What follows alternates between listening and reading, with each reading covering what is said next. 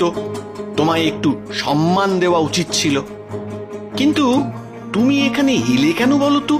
ওপর থেকে নেমে আসতে থাকা লম্বা লম্বা হাত দুটি যেন ওদের গলার কাছে এসে হঠাৎ থমকে গেল, তারপর আবার ফিরে গেল ওপরের দিকে। আর ওপর থেকে নেমে এলো এক বিশালাকার ব্রহ্মদৈত্যী। শিবু আর পচা খানিকটা ভয় পেলেও তা বুঝতে দিল না। ব্রহ্মদৈত্যী বলল, এসেছি কি আর সাধে? আমি থাকতাম এখান থেকে 2 গ্রাম দূরে এক ডোবার কাছে বেল গাছে, সেখানে আমাকে থাকতে দিল না। বড় উৎপাত চারপাশে। ওই বেল গাছটা দখল করার জন্য সকলে মিলে কি সবটাই না করলো। আমিও দেখলাম শুধু শুধু এই ভূতের চেঁচামেচি আর কতদিন সহ্য করা যায়। তো শান্তিতে নিরিবিলি কোথাও গিয়ে থাকি, তাই ভেবে কাল রাতেই এখানে এসেছি। ওদিকটায় ভূতের উপদ্রব থাকলেও মানুষের উপদ্রব কিন্তু ছিল না। এখানে আসার পর থেকেই সারাদিন মানুষের যাতায়াত আর চিৎকার শুনতে শুনতে হাঁপিয়ে উঠেছি। তাই ঘাড় মটকে দেওয়ার কথাটা বলেছিলাম। আসলে ঘাড় মটকানোর উদ্দেশ্য আমার কখনোই ছিল না। কিন্তু তুমি মরলে কিভাবে? শুনেছি কোনো ব্রাহ্মণ অপঘাতে মরলে নাকি তারপরেই ব্রহ্মদত্তি হয়। হ্যাঁ রে, এই কথা আর মনে করতে চাই না। এক যজমানের বাড়ি পুজো সেরে ফিরছিলাম রাতের অন্ধকারে। সঙ্গে আলো ছিল, কিন্তু কি করে যে কি হয়ে গেল, হঠাৎ একটা সাপের গায়ে পা দিয়ে ফেললাম। ব্যাস, তাতেই সাপটা ঘুরে আমায় ছোবল দিল। তারপর বাড়ি পর্যন্ত আর যেতে পারিনি। তার আগেই সব শেষ। কথাগুলো বলতে বলতে সেই ব্রহ্মদৈত্যী যেন বেদনায় ভেঙে পড়লেন। তুমি যদি মুক্তি পাও তাহলে নিশ্চয়ই এখান থেকে চলে যাবে, আর তোমার কোনো কষ্টও থাকবে না। মুক্তি? কিন্তু মুক্তি আমায় কে দেবে বলতো? আগের দিনের কথাগুলো মনে পড়তেই শিবু বলল, আচ্ছা, একটা কাজ করলে হয় না? 2 গ্রাম দূরে মোহনপুর, সেখানে কাউকে পাঠিয়ে কিংবা আমরা নিজে গিয়ে খোঁজ নিলেই তো হয় যে ওখানে সাপের কামড়ে কোনো ব্রাহ্মণ মারা গিয়েছিল কিনা। তারপর তার নামে একটা পিণ্ড দিতে পারলেই তার আত্মার শান্তি হবে। শিবুর কথাটা পচার মনে ধরল। তবে তারা সিদ্ধান্ত নিল অন্য কাউকে নয়, তারা নিজেরাই না হয় পরের দিন সকালে উঠে বেরিয়ে পড়বে মোহনপুরের উদ্দেশ্যে। আর মাঝখানের এই একটা দিন তাদের অন্য কাজে লাগবে। সে দেখলে তোমরা বিড়মি খেতে, সেই সেই ব্রহ্মদত্তি আমায় একটা হাতে মাটি থেকে শূন্যে তুলে ফেলেছিল।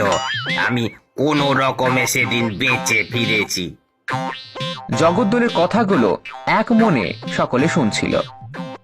একটু পরে সেখানকার পথ দিয়ে শিবু আর পচাকে যেতে দেখে জগদ্দল ডেকে বলল, ওরে শিবু পচা, তোরা কি ওই গাছের তলায় আর গিয়েছিলি? গিয়েছিলাম গো জগদ্দল কাকা, সেই ব্রহ্মদত্তিকেও দেখলাম। আচ্ছা কাকা, আমরা এখন আসি, কিছু কাজ রয়েছে, পরে কথা বলব। এই বলে শিবু আর পচা সেখান থেকে চলে যায়।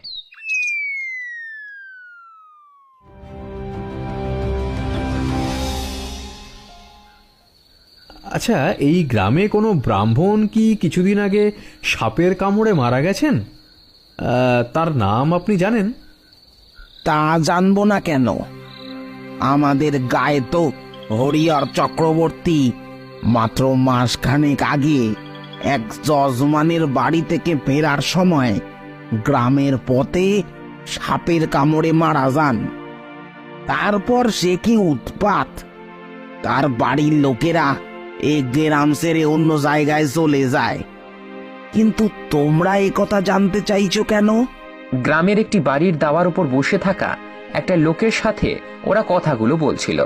পচা এবার বলল, সে এখন আমাদের গ্রামে গিয়ে পড়েছে, আমাদের গ্রামের মানুষদের ভয় দেখাচ্ছে, কিন্তু এসবের একটা বিহিত করা তো দরকার। তোমরা একটা কাজ করতে পারো, হরিহর চক্রবর্তীর নামে এখানে পিণ্ড দিতে পারো। যেখানে সে রয়েছে সেইখানে দিলেই হবে। কোনো পুরোহিতকে ডেকে এনে কাজটা করিয়ে নিতে পারো। বেশ, তাহলে ওটাই করব। হরিহর চক্রবর্তীর আত্মার শান্তির ব্যবস্থা করব আমরা।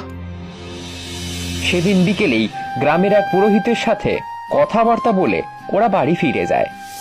আর তার ঠিক পরের দিন আর বিলম্ব না করে সেই বেলগাছের তলায় সেই পুরোহিতের সাথে মিলে হরিহর চক্রবর্তীর নামে সামান্য পূজোর মাধ্যমে তার পিণ্ডদান সম্পন্ন করে।